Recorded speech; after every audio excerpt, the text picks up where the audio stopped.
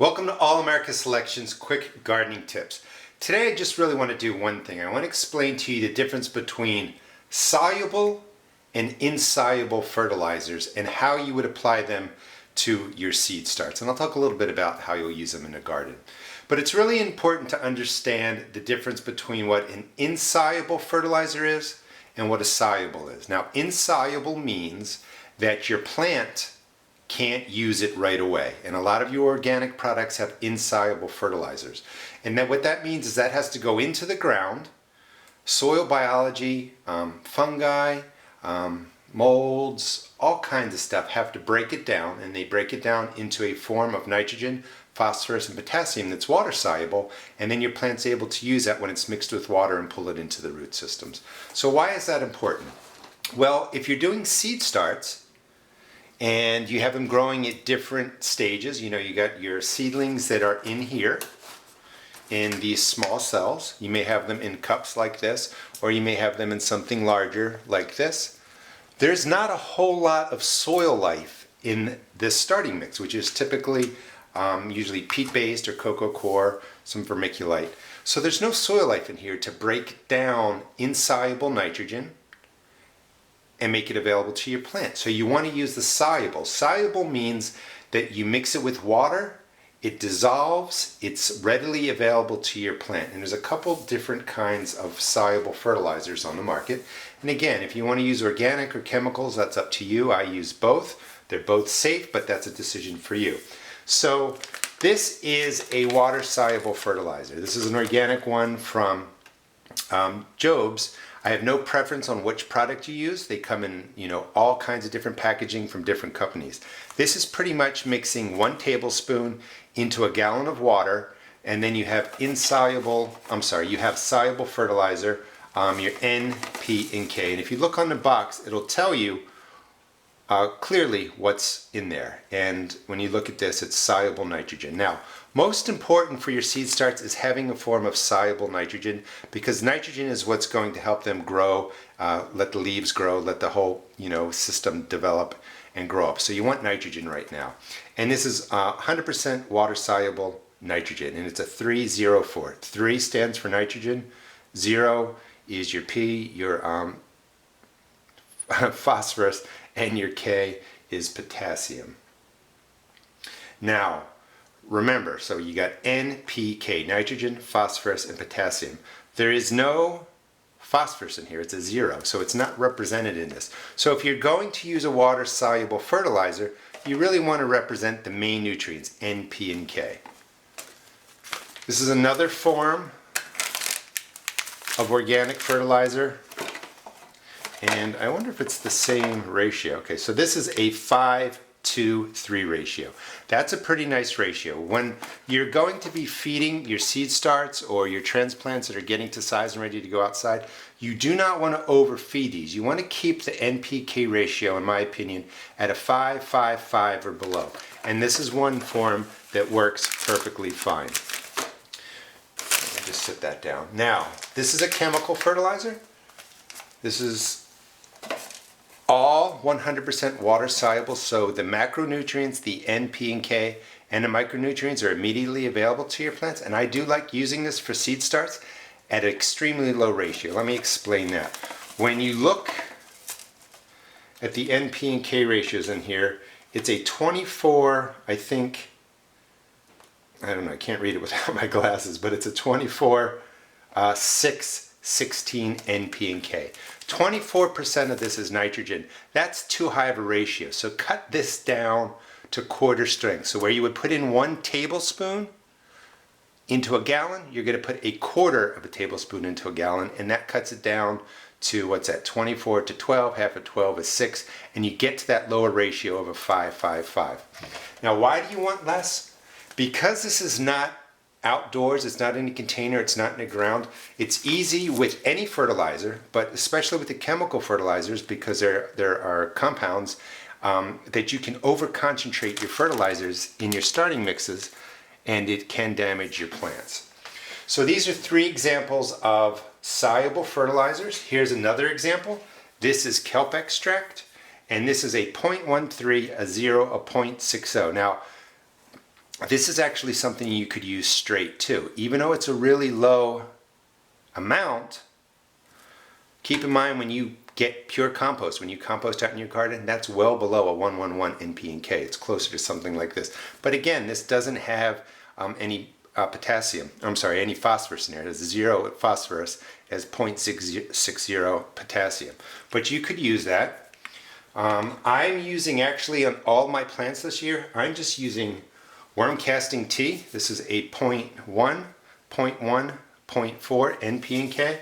And I'm using straight worm castings, which let me show you. I'm going to show you what the insoluble fertilizer, what the different fertilizers look like. Now this is dry, but this is a soluble form too. So you can use worm castings. They look just like this. These exactly what it is. I like to call it nature's end product because this is the castings from worms. They eat organic matter, they excrete it, and this is in a form of NP and K, plus it's got growth hormones and all kinds of good stuff in there that can be used in your starting mix. The ratio, you don't want a lot. Let me again show you. A small pinch, you only need something like that per cell. You don't really need to overdo it. Now you don't put it on top, so what I do is I use maybe a half a cup to 3 quarts, 4 quarts of starting mix it well through. Again, you don't want to concentrate fertilizers into your small starting cells because this just isn't representative of what the ground is like. It's just a little space. So you concentrate too much fertilizer in here of any kind, it can damage your plants. So this is a soluble form of fertilizer too, because when you water your seed starts, it's going to be able to take that up. So we got the solubles here. Now let's go to the insolubles. Let's put the other one here. So here's all your soluble types. One more soluble type. This is potash. This is the potassium. This has a 0 nitrogen, 0 phosphorus, 60 potassium. This is way too powerful. You don't need it for seed starts. It looks just like this. It can be either organic or inorganic depending on how it's made. This can be manufactured by human beings. It also can be mined and found naturally. So that's potash. It's soluble. When it mixes with water, it's immediately available to your plant. Then you start getting into the more granule types of fertilizer that really have to react with biology. This is bone meal. This is steamed, crushed cattle bone, really. I've used this before years ago in my seed starts, and what it actually does, there's some soluble fertilizer in here, but the nitrogen's in an insoluble form and it really needs to be broken down for the most part by soil biology. And it's a slow release, which is great for out in your garden, great out in your containers. Get it out there early spring, put it in at the end of the season, late fall, and it'll start to break down and be available for your plants. When you put bone meal in here, when you put blood meal in here, they do have some soluble NP and K in there, and it'll help a little bit. But they also tend to create a lot of mold and fungus growth because the molds and fungus are trying to break it down and are trying to eat it. So it's also food for that. Those fungi, those molds don't typically hurt your plant, but it can smell and it's a little bit unsightly. And there's really no need to do that. You don't have to overlove all these plants. Come over to here. This is an all-purpose fertilizer. It's made with fish, kelp, other natural ingredients. And when I take a look at it and read it, that means it has like alfalfa in there. It has fish meal, blood meal, feather meal, all kinds of stuff that typically you would compost down and let it break down. So it's not fully composted down. It's in these big pellet forms. Again, great for your garden, outdoors, great for your container, but you wouldn't want to mix this into your starting mix. We have tomato tone. This is a 346 fertilizer, and when you look at it, it says that it has 2.1% insoluble nitrogen. So 2.1 of 3% is insoluble, again, which means it has to break down in your garden from soil life, and this is what it looks like. And again, there's no real need to mix that into your seed starts. Use the organic water solubles or the chemical soluble fertilizers. Worm casting tea, worm casting works really, really well. Let's see, what else can I tell you? All right, so sometimes, you know, people then want to add more to the seed starts, the starting mix than is needed. You can go to garden lime. None of these plants need lime right now. They're not going to get any disease like blossom end rot if you're growing tomatoes because they don't have enough lime. Lime is typically insoluble form of calcium. It has to break down, and you want to put that out in your garden towards the end of the season or the beginning of the season, and it's a slow release form.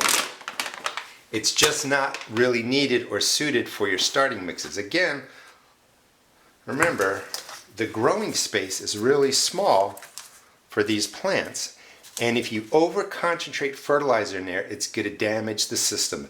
Damaged plants from fertilizers also look like plants that are undernourished, and it gets really confusing.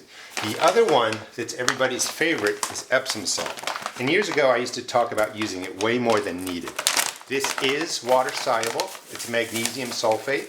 It provides magnesium and sulfur to your plants. But I only use it now at the beginning of the season, about 1 or 2 tablespoons per gallon.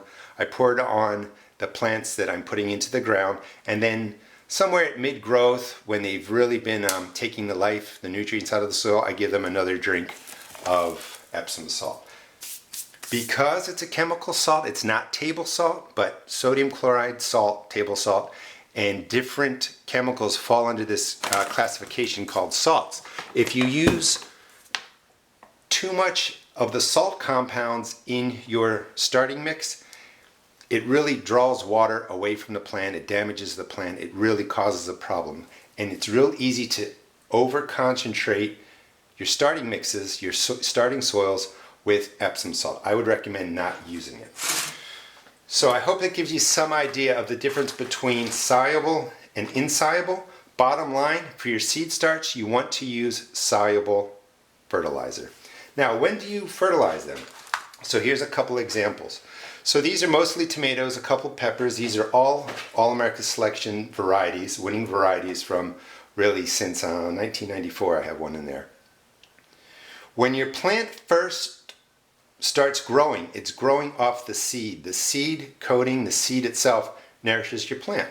So a small pepper like this, a small tomato like this, doesn't need to be fed. Now, when I set this up, I did use worm castings. That's all I used. And I used worm casting tea. But let's just say you could start this with nothing in the starting mix.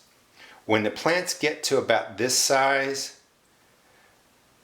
they're going to start sending out their true leaves. And a true leaf looks, that's not a true leaf. Right here is the first leaf that comes out. It collects the sun, and then the true leaves start coming out. When they start getting about this size, you know, in about a week, that's when you're going to have to feed them. Feed them a water-soluble fertilizer, trying to keep it at a 5.55 NP and K. And something like this, when they're this size, you might need to do it once every 10 to 14 days. So when you're watering this, just add the fertilizer, then go back to straight water. As they begin to grow and they get this size, you may have to feed them every 7 to 10 days. But keep the ratio of NP and K as close as you can to a 5.55 or less. You can always add more fertilizer. It's really hard to take it away, so do not overlove your plants and harm them by giving them a combination of like Epsom salt, kelp meal, worm castings, soluble fertilizer, a dash of garden lime, you know, a little bit of bone meal, some tomato tone. You end up with something that looks like this.